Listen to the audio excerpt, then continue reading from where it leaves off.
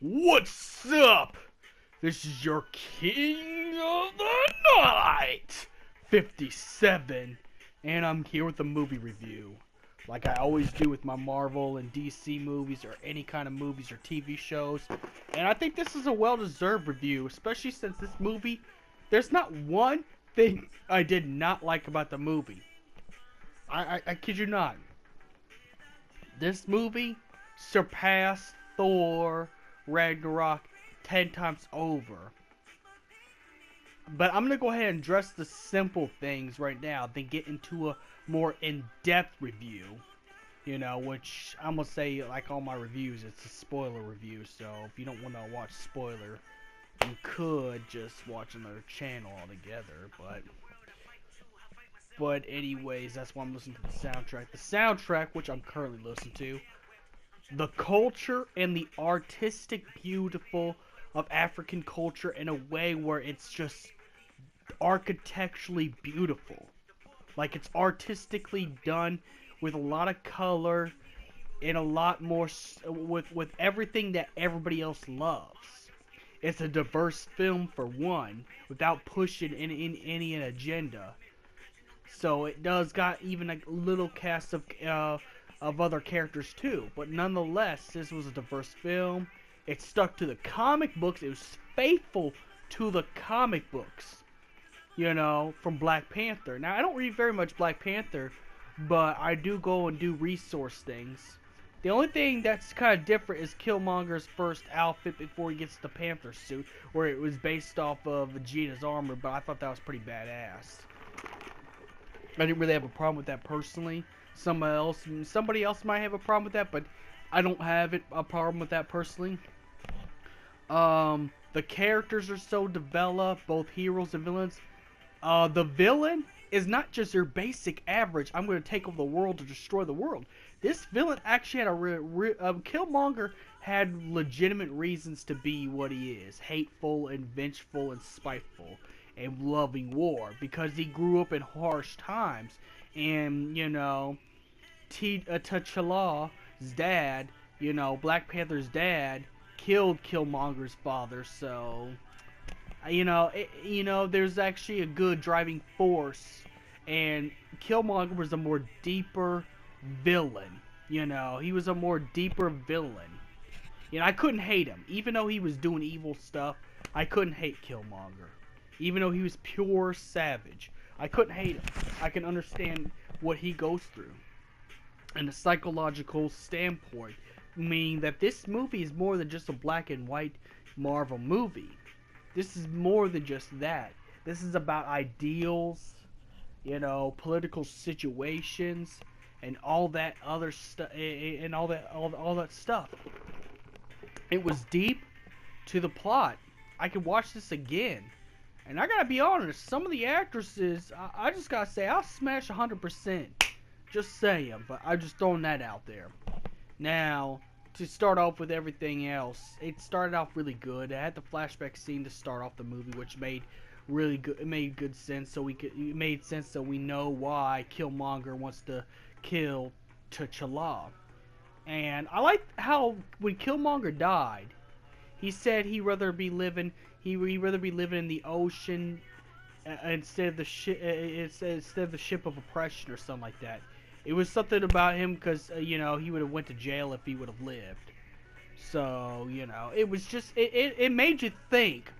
But it made you think, and it also kept to the comics. It kept to what makes a comic movie good, and what makes a comic book adaptation good. But while also while also making you really think about everything, you know. Now the jokes were pretty funny. Even some of them were pretty racy, but the you know, but the jokes were funny. Even if it was one, it was you gotta admit to yourself that the jokes were actually pretty good. The jokes were executed perfectly. It wasn't overdone or over the top. It was funny.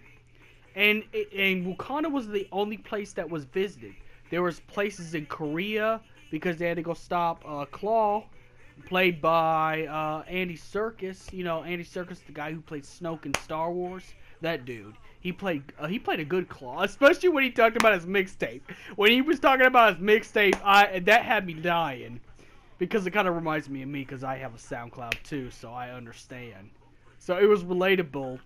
Even the villains were relatable as well as the heroes as well. You know, and I like that in the end of the movie that T'Challa was actually trying to was actually gonna pretty much make it accessible for people in other places around the world to use that technology. So, you know, technically, Black Panther united everybody. He united everybody, all the nations.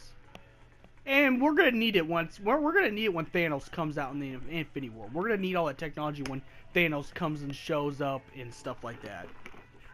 So we're gonna end up needing all that technology. So I like how the ending is, and then the secret ending with Bucky Barnes ends up becoming the White Wolf, but we don't know if it's called the White Wolf. I think they just call him that, but we don't. We'll see. We'll see what Marvel wants to do. But so far, if Marvel just sticks to just doing this kind of stuff, this is what we need. This you see what Marvel did that DC didn't do. What Marvel did that DC didn't do was Marvel stuck to the comics while also being diverse without pushing an agenda. Like, the problem with DC movies is that they push too much. Like, Black Panther is a movie anybody, no matter what race or what belief you have, this is a movie that you can enjoy. This is an action movie that I recommend. Not only this is not only a movie I can, you know, this is not only a movie I recommend to comic book goers. This is a movie I recommend to everybody. Everybody has to see Black Panther. Everybody, at least once in their life. You know, because it's a movie everyone can enjoy. You know, it did exactly what it needed to. And I think Marvel's going to end up winning these movies just because, well, they're doing it just right. Because the problem with Justice League, when they try to push Aquaman to being a Polynesian man, you know, I don't think, man, it was kind of pushing because it didn't fit in the plot really well. Well, it's not that it didn't fit in the plot. It didn't fit with the with the adaptation. But with Black Panther, everything fit really well. You know, yes, you had your modern day culture. You had Claw talking about his SoundCloud. You know, you had hip hop culture involved in it. You had I think your name's Shuri. Shuri. I like Shuri as a character. When Shuri was talking about Black Panther's shoes, she just called them sneakers, and it was, you know, it puts some modernism without taking out the comic bookism, you know. If anything else, it kept it hit the right notes, is what I gotta say. It hit the right notes. Like this, I didn't think there's not gonna be any film that's gonna surpass Thor Ragnarok, but I was dead wrong. I was dead wrong. And you know why? This hit all the right notes. I mean, at least with Thor Ragnarok, there's actually a couple of things I didn't like.